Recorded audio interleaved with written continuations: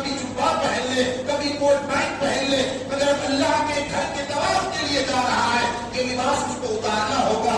وہ چاہے افغانی ہو, وہ چاہے عربی ہو, وہ افریقی ہو, اپنے لباس کو, اپنے ملک کے لباس کو اور اپنے علاقے کے لباس کو اتارنا ہوگا. تب ایک لباس میں اس کو آنا ہوگا. کون سا لباس؟ دو چادریں بغیر سلی ہوئی اس کو پہننا ہوگا, ایک لنگی کی شکل میں پہن اور ایک چادر جسم کے اوپر ڈالنا ہوگا. ٹھیک ہے, اپنے علاقے میں ہوتا تھا, مہنگا عمامہ ڈالتا تھا, مہنگی ٹوپی پہنتا تھا اور وغیرہ وغیرہ. مگر اب یہاں پر نہ سر پہ ٹوپی رہے گی, نہ عمامہ رہے گا, نہ کوئی چادر سر پر رہے گی, بلکہ اپنے سر کو بالکل ننگا کر کے, اپنے سر کو برہنہ کر کے وہ اللہ کی بارگاہ میں حاضر ہوگا. پھر اس کے بعد جب یہاں ہوتا تو مہنگے جوتے پہنتا اور قسم قسم کے اچھے چپل پہنتا. اب خانہ کعبہ کو جا رہا ہے, اب جو ہے وہاں پر ایسے چپل اور ایسے جوتے تو نہیں پہنے گا, ایسے چپل پہننا ہے جس سے پیر کی ابری ہوئی ہڈی نظر آ جائے. یعنی جو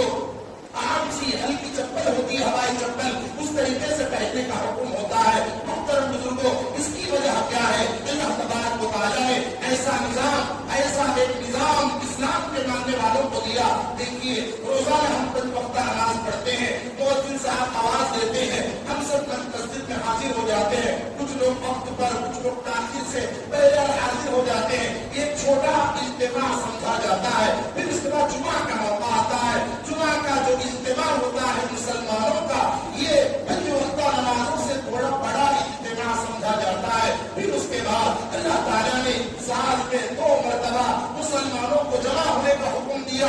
عید کے موقع پر ایک عید الاضحیٰ کے دن اور ایک عید الفطر کے دن, یہ 2 دن مسلمان آپس میں جمع ہوتے ہیں. ان کا ایک بڑا اجتماع, ایک بڑا اتحاد کا پیغام مسلمان دیتے ہیں کہ اس طریقے سے ہماری یکجہتی اور اس طریقے سے ہم متحد ہوتے ہیں. پھر اس کے بعد جب یہ اجتماعات ختم ہو گئے, ایک عالمی اجتماع کی ضرورت تھی. اگر ہم محلے میں ہیں تو ہماری ملاقات صرف محلے والوں سے ہوگی.